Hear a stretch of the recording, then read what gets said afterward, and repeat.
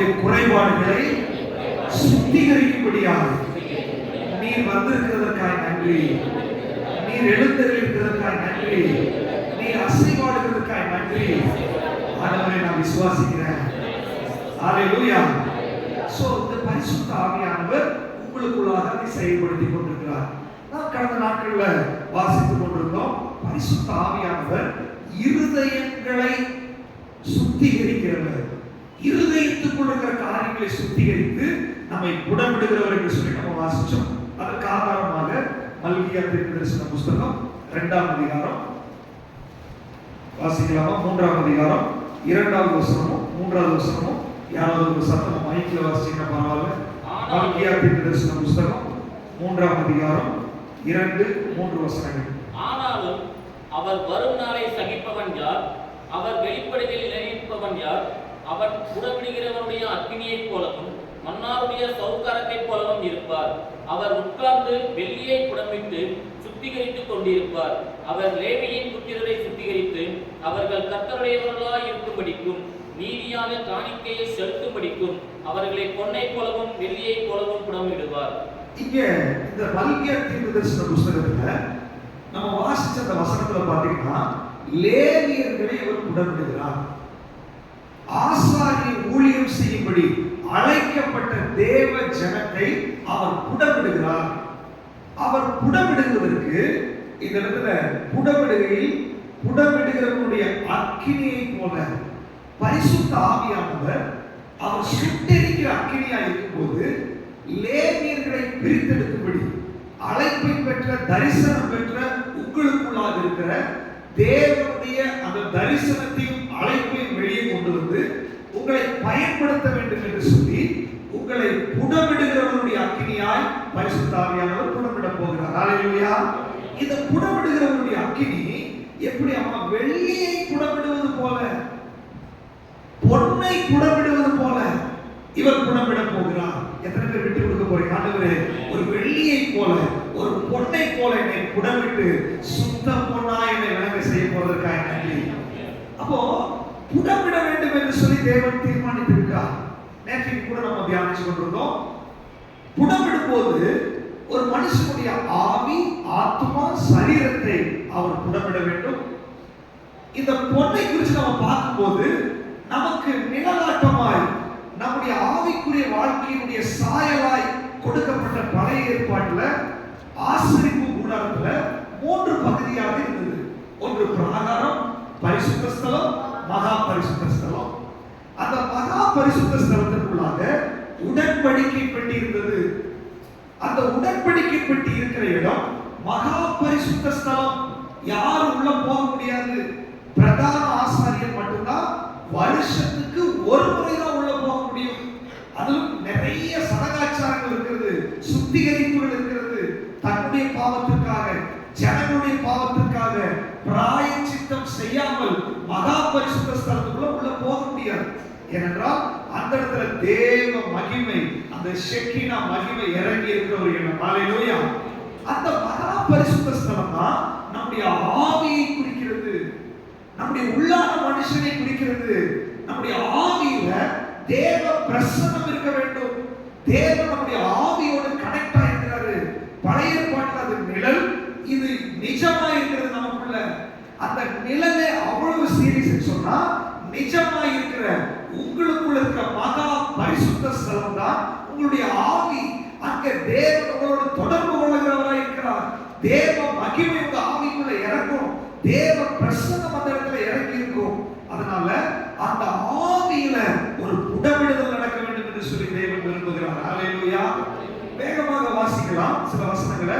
ரோமர் 1ஆம் அதிகாரம் 9வது வசனம் வேகமாக எடுக்கிறவங்க நீங்க வாசிங்க. இன்னொருத்தர் 8ஆம் அதிகாரம் 16வது வசனத்தை எடுத்துக்கோங்க. இன்னொருத்தர் 1 யோவான் 3ஆம் அதிகாரம் 24வது வசனத்தை இன்னொருத்தர் எடுத்துக்கோங்க. இன்னொருத்தர் எபேசியர் 6ஆம் அதிகாரம் 18வது வசனம் வாசிக்கலாமா? வேகமாக சத்தமாக. ரோமர் 1ஆம் அதிகாரம் 9வது வசனம். நான் ஜெபம் பண்ணும் போதெல்லாம் இடைவிடாமல் உங்களை நினைத்துக் கொண்டிருக்கிறதை குறித்து தமது குமாரனுடைய சுவிசேஷத்தினாலே என் ஆவியோடு நான் சேவிக்கிற தேவன் எனக்கு சாட்சியாய் இருக்கிறார். பவுல் சொல்றாரு, சேவிக்கிற தேவன். உங்க ஆவியை குறித்து நீங்க ஜாக்கிரதையா இருக்கணும். உங்க ஆவியில நீங்க சேவிக்கிற தேவன் கனெக்டடா இருக்கிறாரு. உங்க ஆவியை குறித்து அதை ஏன் புடமிடணும், ஏன் புடமிடுகிற அக்கினிக்கு நீங்க விட்டு கொடுக்கணும், ஏன் உங்க ஆவியில நீங்க கிளியர் ஆகணும்னு சொன்னா உங்க ஆவியில தேவன் கனெக்ட் ஆயிருக்காரு. பவுல் சொல்றாரு, என்னுடைய ஆவியோடு நான் சேவிக்கிற தேவன். ஹalleluya. 2வது வசனம் 8ஆம் அதிகாரம் 14வது வசனம். தேவனுடைய பிள்ளைகளாய் இருக்கிறோம் என்று ஆவியானவர் தாமே நம்முடைய ஆவியுடனே சாட்சி கொடுக்கிறார். நல்லா புரிஞ்சுக்கோங்க. ஏன் உங்க ஆவியை தேவன் புடமிட வேண்டும், ஏன் உங்க ஆவி சுத்த பொன்னாய் விளங்க வேண்டும் கேட்டா, உங்க ஆவிக்குள்ள பரிசுத்த ஆவியானவர் சாட்சி கொடுக்கிறார். என்ன சொல்றாரு? நீ தேவனுடைய பிள்ளை, நீ தேவனால் பிரித்தெடுக்கப்பட்டவன், நீ தேவனுடைய ராஜரீக ஆசாரிய கூட்டம், நீ லேவியா இருக்கிற, நீ என்னுடைய சொந்த ஜனம் என்று உங்க ஆவியில தான் தேவன் சொல்ல முடியும். உங்க ஆவி மழுங்கி இருந்துச்சுன்னு சொன்னா, உங்க ஆவி பிரகாசிக்கலன்னு சொன்னா நீங்க யார் உங்களுக்கே தெரியாது. உங்களுக்குள்ள பிசாசு குற்ற மனசாட்சி கொண்டு வந்து போடுவான். உங்க கான்சியஸ்ல நீங்க பாவம் செஞ்சது போல தெரியுங்க. உங்களால உற்சாகமா செயல்பட முடியாது. பல நேரத்துல நீங்க உற்சாகமா இல்லாததுக்கு காரணம் பரிசுத்த ஆவியானவர் அவருடைய பிரசன்னம் வெளிப்படும் போது, சபையில் அவருடைய மகிமை வெளிப்படும் போது, நீங்க பைபிள் வாசிக்கும் போது ஆவியானவர் வெளிப்படும் போது அவர் உங்க ஆவியோட கனெக்டட் ஆகி சாட்சி கொடுக்கிறது இல்ல. நீ என் பிள்ளை, நீ என் பிள்ளை, ஆவியானவர் சாட்சி கொடுக்க ஆரம்பிச்சா நீங்க வேதத்தை வாசிக்கும் போது துள்ளி குதிக்க ஆரம்பித்து விடுவீர்கள். வார்த்தை உங்களுக்குள்ள போதும் போது நீங்க துள்ளி குதிக்க ஆரம்பித்து விடுவீர்கள். வார்த்தையை நீங்க கேட்கும் போது ஆண்டவரை மகிமைப்படுத்த ஆரம்பிப்பீர்கள். என்னால ஒண்ணும் பண்ண முடியாது, சில மாதிரி அப்படியே உட்கார்ந்துருக்கேன் அப்படின்னா உங்களுடைய ஆவியில பரிசுத்த ஆவியானவர் சாட்சி கொடுக்க மாட்டேங்கிறாரு. இன்னைக்கு ஆண்டவர் சொல்றாரு, அவருடைய புடமிடுகிற அக்கினி உங்களுடைய ஆவியை ரெஃப்ரெஷ் பண்ண வேண்டும் என்று விரும்புகிறார்.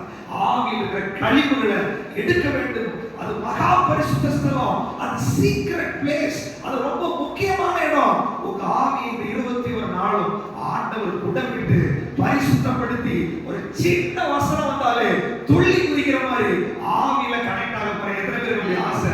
ஹalleluya. பரிசுத்த ஆவியானவரை செயல்படுத்த போறோம். மூன்றாவதாக 1 யோவான் 3ஆம் அதிகாரம் 24வது வசனம். அவருடைய கட்டளைகளை கைக்கொள்கிறவர் அவரை நினைத்திருக்கிறார், அவரும் அவரை நினைத்திருக்கிறார். அவர் நம்மை நினைத்திருக்கிறதை அவர் தமது தந்தவரின் ஆவியினாலே அறிந்திருக்கிறோம்.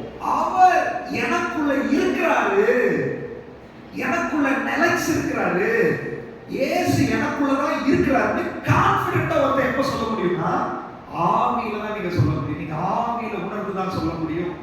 பல நேரங்கள்ல உங்க விசுவாச வாழ்க்கையில ஒரு உறுதி, ஒரு கான்ஃபிடென்ட் வராததுக்கு காரணம் நீங்க பிசாசெல்லாம் உங்க சோதனைகள்லாம் வரும்போது உறுதியாய் 46 சொல்றது இல்லையா, தேவன் அதன் நடுவில் இருக்கிறார், அது அசையாது.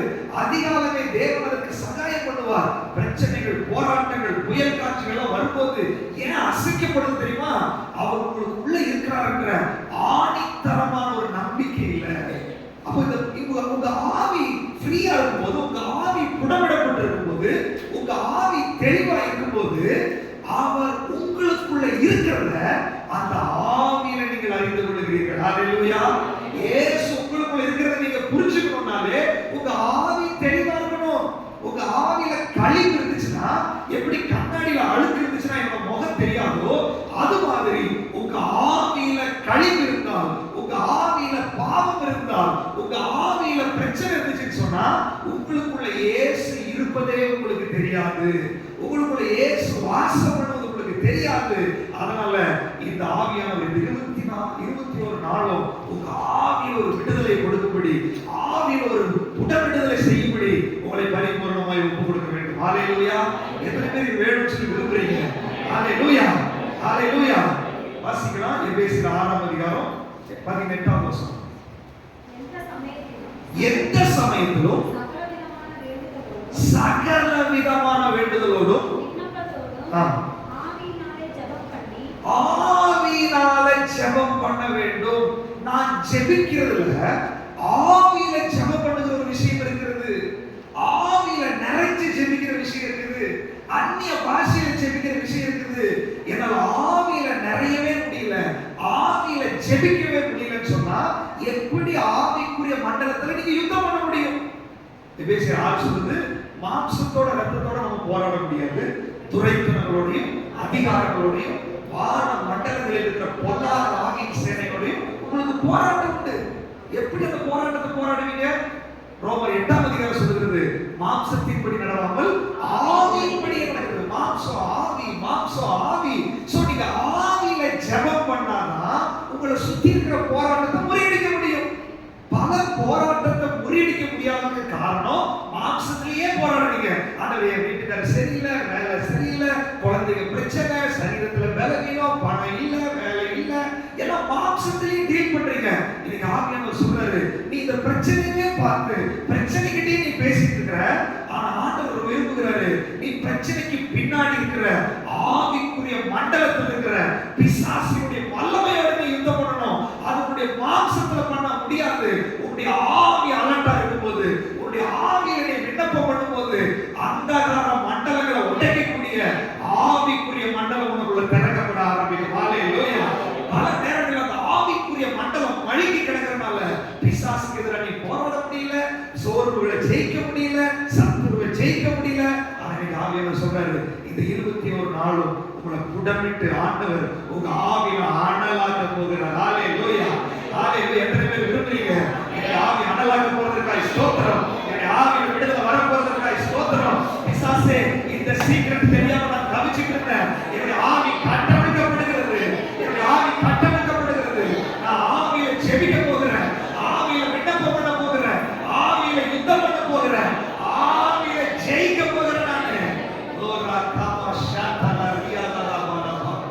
ஆவியில நீங்க ஜெபம் பண்ணி நீங்க ஜெயிக்க போகிறீங்க. வேகமாக இன்னும் சில வசனங்களை மட்டும் வாசிங்க. சங்கீதம் 32:2 வேகமாக வாசிக்கலாமா? சங்கீதம் 32:2.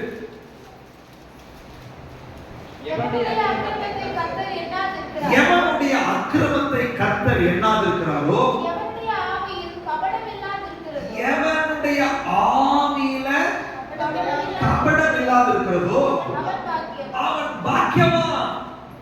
ஆவியில கபடம் இருக்கக்கூடாது. அப்போ உங்க ஆவியில பிரச்சனை இருந்தால் நீங்க பாக்கியவதியா இருக்க முடியாது. உங்க ஆவி ஃப்ரீயா இருக்கணும். உங்க ஆவி தேவனோட உறவுல இருக்கணும். மகா பரிசுத்த ஸ்தலத்துல அந்த ஷெக்கினா மகிமை இறங்கி இருந்துச்சுன்னா அதை ரிஃப்ளெக்ட் பண்ற மாதிரி ஒரு உறவு அங்க இருக்கணும். அங்கிருந்து தான் தேவ பிரசன்னம் வெளியே வரும். உங்க ஆவியிலிருந்து தான் தேவ பிரசன்னம் வெளியே வரும். அந்த ஆவியில கபடம் இல்லாமல் இருக்க வேண்டும். மத்திய 5ஆம் அதிகாரத்துல மலை பிரசங்கத்துல ஆண்டவர் என்ன சொல்றாரு? வாசிக்க 5ஆம் அதிகாரம் 3வது வசனம். மத்திய 5:3. ஆவியில் எளிமை உள்ளவர்கள் பாக்கியவான்கள், ஆவியில் எளிமை உள்ளவர்கள் பாக்கியவான்கள், பரலோக ராஜ்யம் அவர்களுடையது. பரலோக ராஜ்யம் அவர்களுடையது. நீங்க ஆவியில எளிமையா இருக்க வேண்டும். ஆவியில் ஒரு எளிமை தேவை, ஒரு தாழ்மை தேவை. தேவ சமூகத்துல உங்களை தாழ்த்தி நீங்க ஒப்பு கொடுக்கணும். உங்க ஸ்பிரிட்ல தேவனோட உறவுல இருக்கணும். நீங்க கனெக்டடா இருக்கணும்னு சொல்லி தேவன் விரும்புகிறார். அதே நேரத்துல இது இருதயத்தை சுத்தப்படுத்துறது குறித்து நம்ம வாசிக்கிறதுனால இருதயத்தில் சுத்தமுள்ளவர்கள் பாக்கியவான்கள். அவர்கள் என்ன பண்ணுவாங்களாமா? தேவனை தரிசிப்பார்கள். நீங்க ஆவியில தேவனோடு தொடர்பு கொள்ள முடியும், தேவனை தரிசிக்க முடியும். ஹல்லேலூயா. அதனாலதான் பவுல் சொல்றாரு, வாசிங்க ரோமர் 12:11. இன்னொரு வாசிங்க எபேசியர் 3:14. அசதியா இருக்காதீங்க, ஜாக்கிரதையா இருங்க. ஆவியில நீங்க என்ன பண்ணுங்க? அனலா இருங்கள். ஆவியில பிரச்சனை வந்துச்சுன்னா உங்க என்டையர் கிறிஸ்டியன் லைஃப் டேமேஜ் ஆகும். ஆவியில பிரச்சனை வந்துச்சுன்னா உங்களுடைய ஆவிக்குரிய வாழ்க்கையில பயங்கர போராட்டம் இருக்கும். ஆண்டவர் சொல்றாரு, நீ அசதியா இருக்காத, இத குறித்து நீ உதாசீனமா இருக்காத, இத குறித்து அறிவு இல்லாம இருக்காத. உனக்குள்ள அந்தரங்க வாழ்க்கையில, உன்னுடைய இன்னர் மோஸ்ட் பீயிங்ல, உனக்குள்ள இருக்கிற உள்ளான மனுஷன்ல நீ அனலா இருக்கணும். வெளியில நீ பலவீனமா இருக்கலாம், வெளியில போராட்டம் இருக்கலாம். பவுலுக்கு வெளியில பலவீனம் இருந்துச்சு, வெளியில அடிகள், வெளியில போராட்டங்கள். என் பக்கத்துல நெருக்கப்பட்டாலும் நான் ஒடுங்கி போக மாட்டேன். ஏன்? ஆவியில அனலா இருந்தார். சிறைச்சாலை வச்சாலும் ஆவியில அனலா இருந்தார். தலையை வெட்ட அனலா இருந்தார். எப்பேற்பட்ட போராட்டம் இருக்கிற குறைவு, உபத்திரவம், பசி, பட்டினி, ஆவியில அனலா இருந்தா உங்களை சத்துருவால ஜெயிக்கவே முடியாது. ஹalleluya. பலவீனத்தை கொண்டு வரலாம், சோர்வுகளை கொண்டு வரலாம், குறைவுகளை கொண்டு வரலாம், தரித்திரத்தை கொண்டு வரலாம், ஆனா உங்களை தோற்கடிக்க முடியாது பிசாசால. ஹalleluya. ஹalleluya. ஆவியில நீங்க அனலா இருக்க வேண்டும் என்று சொல்லி தேவன் விரும்புகிறார். அடுத்த வசனம் வாசிங்க. எபேசியர் 3:16. நீங்கள் அவருடைய ஆவியினாலே உள்ளான மனுஷனில் வல்லமையாய் பலப்பட வேண்டும். ஹalleluya. பாருங்க, இந்த நாட்கள்ல 21 நாளும் உபவாசத்தோட நம்ம தேவ சமூகத்துல உட்கார்ந்து இருக்கிறோம் இல்லையா? எத்தனை பேர் உண்மையில உபவாசத்தோட இருக்கீங்க? ஹalleluya. ஏன் தெரியுமா? வெளிப்பிரகாரம் மனுஷனுக்கு சாப்பாடு கொடுத்து அவன் என்னென்ன விரும்புறானோ அதெல்லாம் கொடுத்து கொடுத்து கொடுத்து வெளியில் இருக்கிற மனுஷன் நல்ல திடகாத்திரமா இருக்கிறான். இந்த 21 நாளும் அதை ஸ்டாப் பண்றேன். என்னுடைய உள்ளான மனுஷனை பூஸ்டப் பண்றேன்.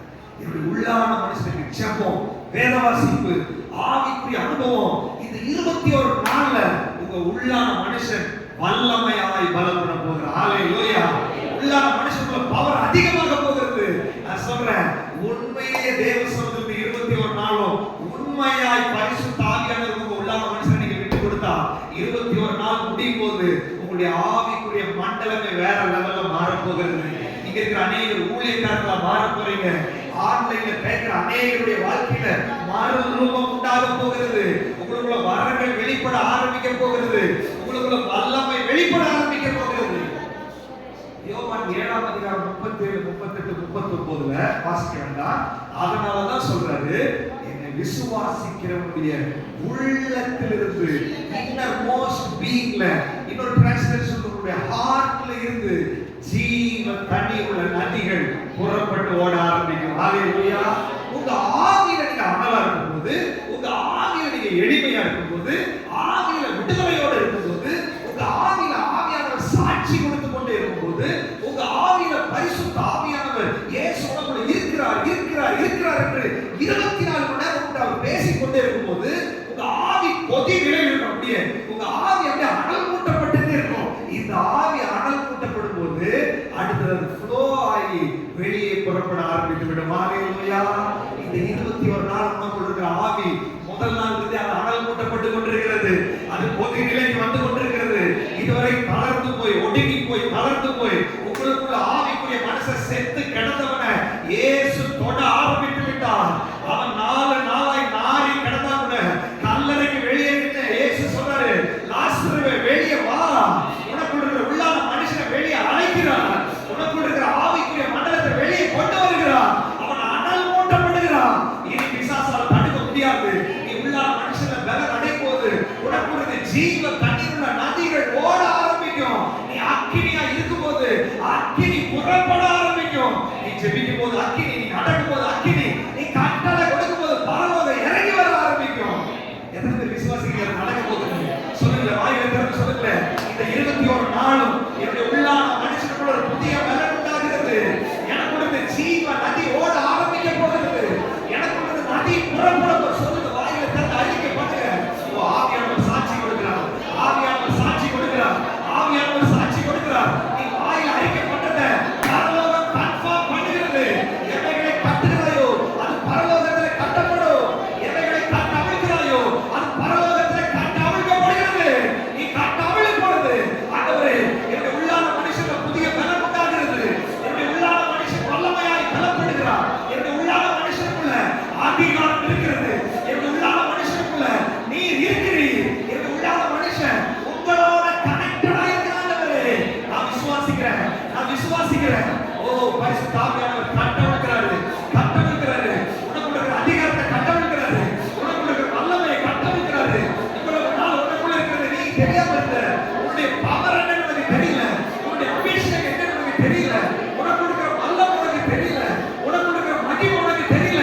ஆனா 21 நாள் ஆண்டவர் சொல்றாரு, என் மகனே, உனக்காக நான் வச்சிருக்கிறத உன் கண்கள் பாரும்படி உன்னை வெளியரங்கமாய் மாற்ற போகிறேன். அநேகரை பிழை மரங்களுக்கு வெளியே கொண்டு வர போறாரு. அநேகரை பின்னாடி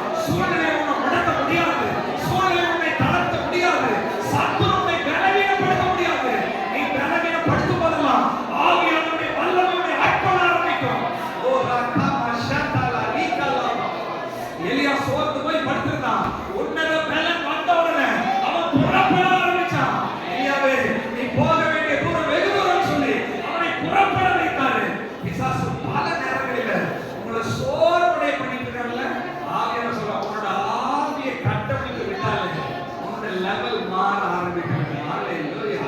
எத்தனை பேர் விசுவாசிக்கிறீங்க? ஹalleluya. உங்க ஆவியில ஒரு விடுதலை நடக்க வேண்டும்.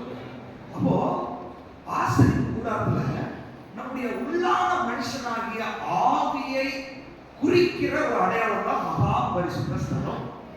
அந்த மகா பரிசுத்த ஸ்தலத்துல தேவன் எழுந்துள்ளுவார். ஒரு ஷெக்கினா மகிமை அங்க வெளிப்பட ஆரம்பிக்கும்.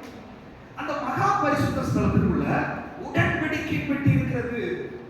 அந்த உடன்படிக்கை பெட்டி மூடி கிருபாசனம் இருக்கிறது. அந்த கிருபாசனத்துக்கு மேல கேருபீன்கள் இருக்கிறது. இதுதான் அந்த மகா பரிசுத்த ஸ்தலத்துல இருக்கும். திரை சீலை வச்சு மூடிடுவாங்க, யாரும் உள்ள போக முடியாது. அந்த மகா பரிசுத்த ஸ்தலத்துக்குள்ள அந்த உடன்படிக்கை பெட்டி என்பது தங்கத்தால் மூடப்பட்டிருக்கும். ஷெக்கினா மகிமை இறங்கும் போது அந்த தங்கம் ஜொலிக்க ஆரம்பிக்கும். அதை குறித்து நம்ம நேரத்துக்கு நம்ம பார்த்தோம். சோ ஷெக்கினா மகிமை இறங்கும் போது ஏன் அது ஜொலிக்க மாட்டேங்குது? இன்னைக்கு நம்ம வாசிச்சோம், ஆவியில நிறைய விஷயங்கள் நம்ம அலர்ட்டாவே இல்லை, அதனால அது ஜொலிக்கல. சோ இன்னும் கொஞ்சம் டீப்பாவே நம்ம உள்ள போக போறோம். ஏன் ஷெக்கினா மகிமை இறங்கும் போது அது ஜொலிக்கிறதுக்கு என்ன தடை அப்படின்னு பார்த்தா, அந்த உடன்படிக்கை பெட்டி கொஞ்சம் டீப்பா நீங்க உள்ள பாத்தீங்கன்னா, உடன்படிக்கை பெட்டி மரத்தால் செய்யப்பட்டது. மரம் என்பது ஒரு மனிதனை குறிக்கக்கூடிய அடையாளம். இன்னும் நீங்க யாத்திரையாகமம் புத்தகம் நீங்க வாசிக்க வேண்டிய வீட்டுல போய் வாசிங்க. 37ஆம் அதிகாரம் 1 நீங்க வாசிச்சு பார்த்தீங்கன்னா, அந்த மகா பரிசுத்த ஸ்தலத்துக்குள்ள இருக்கிற உடன்படிக்கை பெட்டியை குறித்து சொல்லப்பட்டிருக்கு. நல்ல கவனிக்கமா, வேகமா போயிடும். ஏன்னா நம்ம நாட்களுக்குள்ள நிறைய முடிக்க வேண்டியிருக்கு. அப்போ மகா பரிசுத்த ஸ்தலத்துக்குள்ள இருக்கிற அந்த உடன்படிக்கை பெட்டியில மரத்தால் செய்யப்பட்டிருக்கிறது, பொன் தகட்டால் மூடப்பட்டிருக்கிறது. இதனுடைய மெஷர்மெண்ட் நீங்க பாத்தீங்கன்னா 2.5 முழம் நீளம், 1.5 முழம் அகலம், 1.5 முழம் உயரம். நமக்கு வித்தியாசமா ஆச்சரியமா இருக்கும். என்னடா அது 2 வச்சிருக்க கூடாது, இல்லைன்னா 4 வச்சிருக்க கூடாது, இல்லைன்னா 3 வச்சிருக்க கூடாதா? 2, 1.5 அப்படின்னா இது ஒரு இன்கம்ப்ளீட்டடா இருக்கிற ஒரு நம்பர், முழுமை அடையாத ஒரு எண். அந்த மரம் என்பது முழுமை பெறாத குறைபாடுகள் உள்ள மனிதனை குறிக்கிறது. அந்த ஆசரிப்பு கூடாரத்துக்குள்ள அந்த உடன்படிக்கை பெட்டி செய்யப்பட்டதான அந்த மரம் இருக்கு இல்லையா, அந்த மரம் சித்தி மரத்தால் செய்யப்பட்டது. இன்னைக்கு கூகுள்ல போய் பார்த்தா கேதுரு மரம், நீதிமான் கேதுருவை போல, பனையை போல நிறைய மரத்தை சொல்லியிருக்காரு. ஏன் அந்த கேதுரு மரத்தை செய்ய வேண்டியதானே? சித்தி மரத்தால் செய்திருக்கிறார். சித்தி மரம் என்பது எல்லா இடத்துலயும், ஆசியால இருக்குது, ஆப்பிரிக்கால இருக்குது, அமெரிக்கால இருக்குது, எல்லா நாட்டிலும் கிடைக்குமா? இந்த சித்தி மரம் அது பாத்தீங்கன்னா எங்க வேணாலும் கிடைக்கும். அன்னைக்கு இஸ்ரவேல் ஜனங்கள் மரத்தை கொண்டு வாங்க அப்படின்னு சொல்லி ஜனங்களுக்கு தான் சொன்னாங்க. அப்படின்னா எல்லாரும் போய் மரத்தை கொண்டு வர வேண்டும். அப்ப எல்லாரும் எளிமையாக எடுத்துக்கொண்டு வரக்கூடிய நிலைமையில தான் அந்த மரம் இருக்குது. கேது மரம் காஸ்ட்லியானது, சித்தி மரம் அதை விட குவாலிட்டியில குறைச்சது.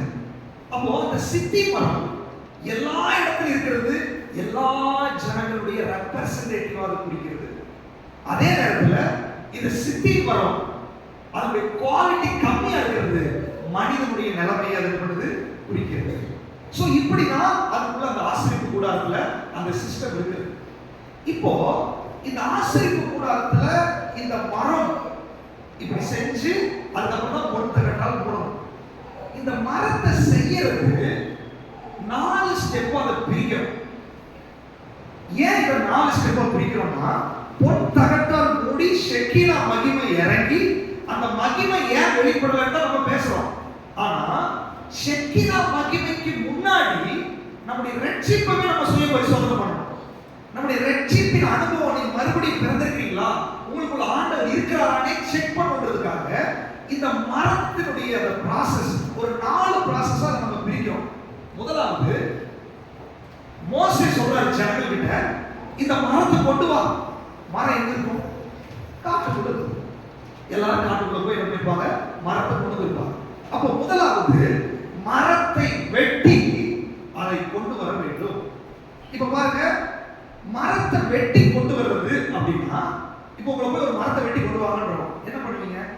கிளையெல்லாம் வெட்டிருப்போம், அடிமரத்தை வெட்டிருப்போம், எவ்வளவு நீளமா தூக்க முடியுமோ அவ்வளவு நீளம், தூக்க முடியலன்னா 2 துண்டா வெட்டி, இல்லைன்னா 4 துண்டா வெட்டி, அது ஒரு ஷேப் கிடையாது, நான் தூக்குற அளவுக்கு சுமக்கிற அளவுக்கு அதை கட் பண்ணி தூக்கிட்டு வந்துடும், அவ்வளவுதான். சோ பெசலையல் வச்சு ஆண்டவர் செய்யறாரு, மோசே மூலமா கட்டளை கொடுக்கிறாரு, மரத்தை வெட்டி கொண்டு வா அப்படின்றது நம்முடைய ரட்சிப்பினுடைய முதல் ஸ்டெப். ஒரு மரத்தை வெட்டி அந்த மரத்தை கொண்டு வர்றாங்க ஆசிரியர் கூடாரத்துக்கிட்ட. அப்படின்னா என்ன அர்த்தம் அப்படின்னா, உலகத்தை விட்டு வர்றது, பிரித்தெடுக்கப்படுகிற வாழ்க்கை. இன்னைக்கு ஆண்டவர் சொல்றாரு, ஷெக்கினா மகிமை வெளிப்படுறத பத்தி நம்ம பேசுறதுக்கு முன்னாடி, நீ உலகத்தை விட்டு பிரிச்சிட்டியா? வெட்ட வேண்டியதெல்லாம் வெட்டப்பட்டாச்சா? நீ மரம் ஒரு இடத்துல வளர்ந்துருக்குது காலகாலமா, அடியோட வெட்டி தூக்கிட்டு வந்தாச்சுங்க.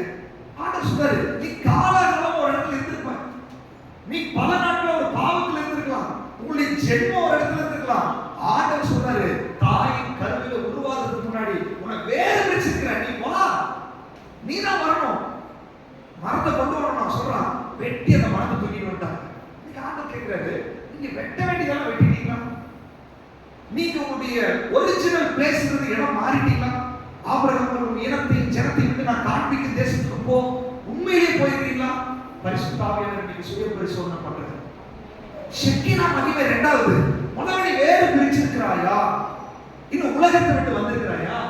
பாவத்தை விட்டு வந்திருக்க, பாவம் என்ற கிளைகளை வெட்டி தள்ளிருக்கியா? உன்னுடைய சாபம் என்ற அடிமரத்தை வெட்டி தள்ளிருக்கியா? உன்னுடைய பாரம்பரியம் என்ற அடிமரத்தை வெட்டி இருக்கிறியா?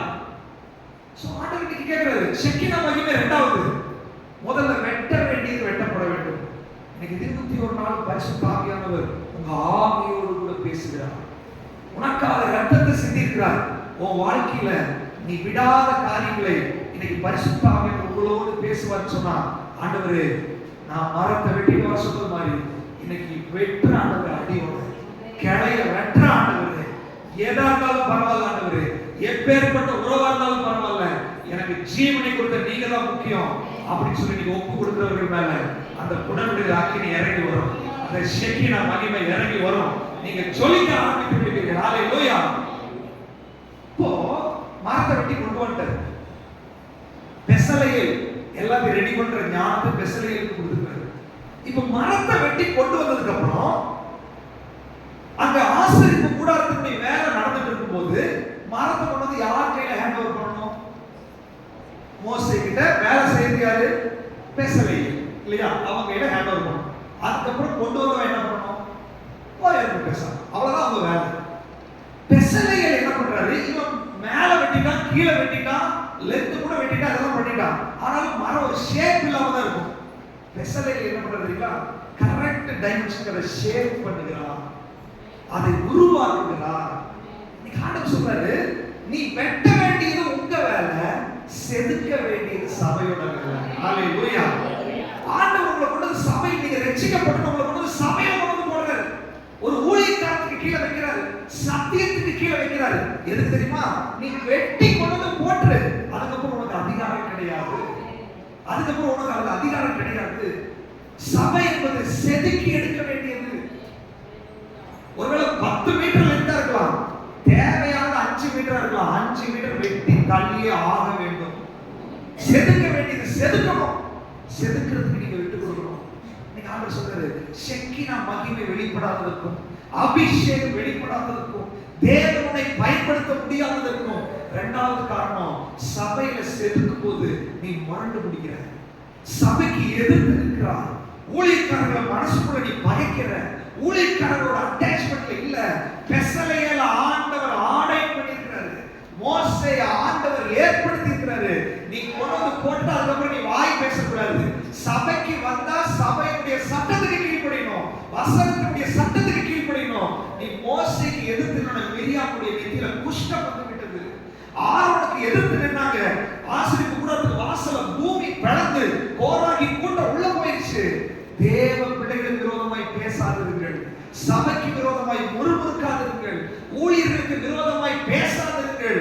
அது கடின கொடூரமான பாவம். ஷெக்கினா மகிமை இறங்காது, தேவனை பயன்படுத்த முடியாது. அதுக்கு மாறாக தேவ தேவ சபை உன்னை செதுக்கும் போது, இதை விடு, இதை செய்ய சொல்லும் போது கீழ்ப்படிவதற்கு உன்னை ஒப்பு கொடுக்க வேண்டும். அந்த உடன்படிக்கை பற்றி பண்ணணும், அந்த ஷேப்ல அதை சரி பண்ணி எடுக்கணும், அதை பாலிஷ் பண்ணி எடுக்கணும். அப்படின்னா அந்த மரம் விட்டு கொடுத்தாதான் அது நடக்கும். இன்னைக்கு ஆண்டவர் சொல்றாரு, நீ விட்டு கொடுக்கும் போது உன்னை உடன்படிக்கை பெட்டி பாத்திரமாய், ஒரு விலையேறப்பட்ட பாத்திரமாய் வணைவதற்கு சபை ஆண்டவர் வச்சிருக்கிறார். ஹல்லேலூயா. இன்னைக்கு ஆவியானவர் சொல்றாரு, நீங்க ரட்சிக்கப்பட்ட நாளிலிருந்து சபையில என்ன மனோபாவத்துல உட்கார்ந்துக்கிறீங்க? ஜட்ஜ்மெண்ட் பண்ணிட்டு இருக்கீங்களா? கொஸ்டின் பண்ணிட்டு இருக்கீங்களா? குறை சொல்லிட்டு இருக்கீங்களா?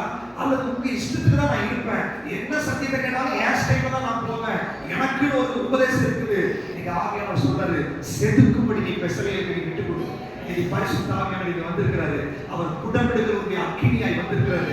இன்னைக்கு ஆவியானவர் அந்த வேலையை சபையில செய்கிறாரு. இன்னைக்கு ஆவியானவர் சொல்றாரு, உன்னுடைய ஆவியில நீ அனலாய் இருக்கும்படி, உன்னுடைய ஆவியில நீ விடுதலை அடையும்படி. இன்னைக்கு ஆண்டவர் சொல்ற, உன்னுடைய ரட்சிப்பை நீ சுய பரிசோதனை பண்ணு, நீ சபைக்குள்ள வந்து உன்னை விட்டுவிடு, ஆவியானவர் உன்னை செதுக்கும்படி, உன்னை உருவாக்கும்படி நீ விட்டுவிடு அப்படின்றாரு. எத்தனை பேர் நீ விட்டு கொடுக்க போறீங்க? வாய்களை திற சொல்லி, ஆவியானவரை நான் விட்டு கொடுக்கிறேன். இதுவரைக்கும் நான் போராட்டம் பண்ணியிருந்திருக்கலாம், இதுவரைக்கும் நான் ஒழுங்கீனமா இருந்திருக்கலாம், இதுவரைக்கும் நான் கஷ்டப்பட்டு இருந்திருக்கலாம், பரிபூர்ணமா விட்டு கொடுக்கிறான். மூணாவது, பெசலை எல்லாத்தையும் ஷேப் பண்ணிட்டாரு. அதுக்கு என்ன பண்ண தெரியுங்களா? இப்போ உடன்படிக்கை பற்றி செய்யணும், 2 1 1 அதுக்கு கட் பண்ணி ஒரு பாக்ஸ் பண்ணா என்ன பண்ணணும்? வச்சு ஆணி அடிக்கணும், இல்லைன்னா ஒட்டணும், இல்லைன்னா ஒரு ஹோல் போட்டு உள்ளுக்குள்ள ஒரு மரக்கட்டை வச்சு கனெக்ட் பண்ணணும், ஏதாவது ஒரு படி கனெக்ட் பண்ணணும். யோசிச்சு பாருங்க, நான் முதல்ல சொன்னேன், மரம் ஒரு 10 பேர் மரத்தை எடுத்து வச்சுக்கணும், 10 இடத்துல இருந்து 10 பேர் மரத்தை வளர்ப்பாங்க. 10 எல்லாம் வெட்டி எல்லாம் இது கனெக்ட் பண்ணும்போது 10 பீஸ் இருந்து எடுத்துட்டாங்க. அப்புறம் 4 பீஸ் வைக்கணும்னா 4 மரத்துல வந்தது. இப்ப என்ன பண்றாங்க தெரியுமா? அது உடன்படிக்கை பற்றி ஆகணும்னா 4 மரமா இருக்கக்கூடாது, 4 கனெக்ட் கனெக்ட் பண்ணி ஆணி அடிக்கிறதோ ஒட்டுறதோ, அதை ஒட்டி 2 1 1 கீழே ஒண்ணு மேல கிருபாசனத்துக்கு ஒண்ணு எல்லாம் வச்சு பர்ஃபெக்ட்டா என்ன பண்ணணும்? ஒரு பர்டிகுலர் ஷேப்ல கரெக்டா நிறுத்த வேண்டும். அப்படின்னா சபைக்குள்ள நீங்க வந்தால் சபையில ஒரு ஐக்கியத்தை அது குறிக்கிறது, சபை கூடி வருதலை அது குறிக்கிறது. நீங்க நிறைய பேர் என்னன்னா, நான் ரட்சிக்கப்பட்ட நான் வீட்டுல இருந்தே ஆரம்பிச்சேன். ஆனா சொல்ல, மரத்தை வெட்டி கொண்டு வா ஆசைப்பட கூடாது. மரத்தை இழைச்சு அது சரிசமமா அது கட்டணும், அது இணைக்கப்படணும். ஆண்டவர் சொல்றாரு, ஷெக்கினா மகிமை இறங்கணும்னா மரம் தனியா இருந்தா நடக்காது, மரம் இணைக்கப்பட வேண்டும். தேவ சபைக்கு வந்துட்டா நிறைய விசுவாசி இருக்கிறீங்க, ஆண்டவர் சொல்ற, நீ இணைக்கப்படணும். இன்னைக்கு ஆண்டவர் கேட்கிறாரு, சபைக்குள்ள போற நீங்க இணைக்கப்பட்டிருக்கீங்களா? ஒரு சகோதரனும் சகோதரனும் இணைக்கப்பட்டிருக்கீங்களா? சகோதரியும் இணைக்கப்பட்டிருக்கீங்களா? நீ டிஃபரெண்ட் மரமா இருக்கலாம், ஆண்டவர் ஒரே மரமா தான் பார்க்கிறார். நீங்க 4 மரமா இருக்கலாம், ஆனா ஆண்டவர் பார்க்கும்போது ஒரே பெட்டியா தான் இருக்கணும், ஒரே ஷேப்ல தான் இருக்கணும். ஆண்டவர் சொல்றாரு, ஷெக்கினா மகிமை உன் வாழ்க்கையில இறங்காததுக்கு நீ யாரையோ குறை சொல்லிட்டே இருக்கிற. ஆண்டவர் சொல்றாரு, இந்த மரமும் அந்த மரமும் ஒண்ணுதான், அதை வெட்டினது நான் தான், ஷேப் பண்ணது நான் தான். நீ ஒரு சகோதரியை குறை சொல்ற அப்படின்னா, அல்லது ஒரு சகோதரனை குறை சொல்ற அப்படின்னா, உன்னை உருவாக்கின ஆண்டவரை நீ குறை சொல்ற, உன்னை செலக்ட் பண்ண ஆண்டவரை குறை சொல்ற, மரத்தை வெட்டி அதை ஷேப் பண்ண பெசலையால குறை சொல்ற, அல்லது லீடராகிய மோசேயை நீ குறை சொல்ற. கருமையானவர்களே, ஒருத்தருக்கு விரோதமாய் ஒருவர் முறையிடாதீர்கள், ஒருவர் உங்களில் ஒருவர் தங்களிலும் மேன்மையானவர்களா எண்ணுங்க. அடுத்தவங்க குறை சொல்லாத, நீ சரியில்லை, நீ இப்படி செஞ்சிக்காத, நீ இப்படி பண்ணாத, நீ இப்படி பண்ணிட்டு இருக்கணும், நீ இப்படி பேசிட்டு இருக்கணும். குறை சொல்ற வேலை சபையில வேண்டாம். முடிஞ்சா என்கரேஜ் பண்ணுங்க, முடிஞ்சா அவங்களுக்காக ஜெபம் பண்ணுங்க. நீங்க எப்பேற்பட்ட பரிசுத்தவான்களாக இருங்க, அடுத்தவங்களை குறை சொல்றதுக்கு உங்களுக்கு அதிகாரம் கிடையாது சபையில. நீ குறை சொன்னா அவனை படைத்த தேவனுக்கு விரோதமா நிக்கிற, நீ குறை சொன்னா அவனுக்காக உயிரை கொடுத்த ஆண்டவருக்கு விரோதமா நிக்கிற. ஆண்டவர் சொல்றாரு, அவனை சபைக்கு கொண்டு வந்தது நானு, அவனுக்காக உயிரை கொடுத்தது நானு, அவனுக்காக இன்னும் கிருபையா இருக்கிறது நானு. உனக்கு என்ன பிரச்சனை? சபையில ஒருவருக்கு விரோதமாய் குறை சொல்லாத, இன்னையோட அது நிறுத்தப்படும். நீ குறை சொன்னா ஷெக்கினா மகிமை இறங்காத உன் வாழ்க்கையில. நீ குறை சொன்னா உனக்குள்ள ஜீவ நதி புறப்படாது. நீ குறை சொன்னா, குறை சொல்ற ஆட்கள் இருக்கிற சபையில தேவ பிரசன்னம் இறங்காது. யாரும் கேட்கிறாரு, எத்தனை பேர் கனெக்டடா இருக்கிறீங்க? இது கனெக்டட் ஆகாம நம்ம பாட்டுக்கு ஷெக்கினா மகிமை இறங்கட்டும் என்ன இறங்கும்? பிசாசு தான் இறங்கும்.